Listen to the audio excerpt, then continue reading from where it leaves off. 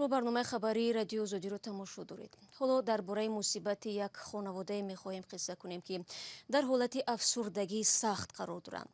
آنها را ناموس تجاوز شده دختر نابالغشان گوشه‌نشین و آدمگریز کرده است. اکنون یگانه امید آنها این تفتیش جدی حادثه و رسیدن حق به حقدار میباشد. سرویناز روح‌الله و امرالدین اولیموف موضوع را پیگیری کردند. خیلی مثال حیاتی دختری ما سوخت. خیلی چورا نیست که مثال ما هم یا آدمی بی صاحب. این زن میگوید 2 هفته اخیر آب چشم در بر رو نمیتواند به بیرون براید. به قبل او دخترش اولی همین ماه از سوی جوانی تجاوز شده و این حادثه خانواده و پیوندانش را در حالت سختی روانی قرار داده است. خیلی من اهالی مرا بی من خونه دارم نه در دارم مرا به این احوال آوردن. من دیگه هیچ کار کردن نمیتونم. باور میکنی نه یا ماه میشه ما در نمیدونی خونه یا پیاله آب میخورم یا پیاله چای. مادر نابالغ 14 ساله در یکی از خوابگاه‌های مربوط به کارخانه نساجی زندگی می‌کند و حادثه هم در این مکان رخ داده است. 3 ایون بود. خیلی ما در کار بودم خودم. دخترچم در همین خونه قطعاً بچه میده حکیم و یا بیرون بازی کنی میبروین. خیلی همسایه و خمیر داریم افته سر چکدون میروند. بعد وقتی در تله میکنه که این ایست زوری میکنه خیلی ندرو گفته که وای میدروی خیلی کلونه وای میدروی. بعد چی میکنه این دخترم خیلی در محکم میکنه خیلی میگه برو میان مرا جنگ میکنن خیلی کودک چی میکنه تلش میزنه شتا در شکمش میزنه خیلی با میدرورم کورش میکنه. بعد کودکو ایجاقی در که میبینن دویده به سری بچه ما میروند تا اون میه خیلی در قمیزنه که خیلی کور ای حد رفته.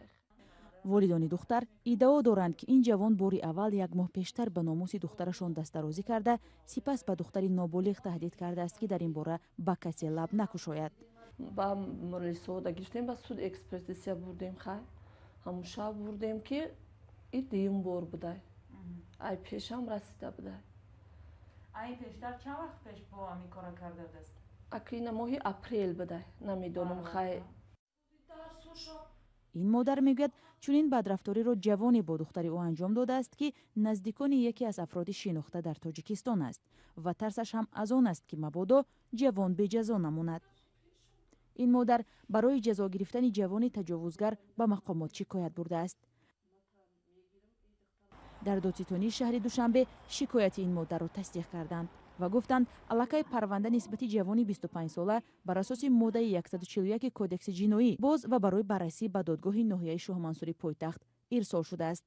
پیوندان جوانی گمانبر به تجاوز دختر نابالغ از صحبت در این موضوع خودداری کردند. نامناسب نابالغ جبر دیده و جوانی گمانبر در دست رادیوی آزادی هست اما به دلیل اخلاقی بودن این موضوع افشا نمی شود. تجاوز به ناموس از جمله با افراد نابالغ جنایت سنگین حسابیده می شود و برای انجام آن جزای سنگین پیش بینی شده است. تلاش های این مادر در حالی است که اکثر والدان در چنین حالت با امید آن که آینده دخترشان نسوزد به هیچ کجا شکایت نمی برند. اما مادر نابالغ میگوید به خاطر عادلانه بررسی شدن پرونده از دادستانی کل تاجیکستان و شهردار دوشنبه رستم امامعلی خواسته است تحقیق قضیه را زیر نظارت خود گیرند. و دادگاه شهر دوشنبه یک گروه 7 نفره را با گناه قاچاق مواد مخدر از 15 تا به 20 سال زندان محکوم کرده است. وزارت کارهای داخلی میگوید گروه مذکور مواد مخدر از جمله تریاک و هروئین را از افغانستان همسایه وارد کرده سپس به کشورهای دیگر انتقال می‌دادند. دادگاه اعضای گروه را به معاملات غیرقانونی و واسطه‌های نشأه‌دار در حجم کلان گناهکار دانسته و 3 نفر از آنها از جمله رهبر گروه مقیم شیرالیف ساکن نورک را به 20 سال زندان محکوم کرده است.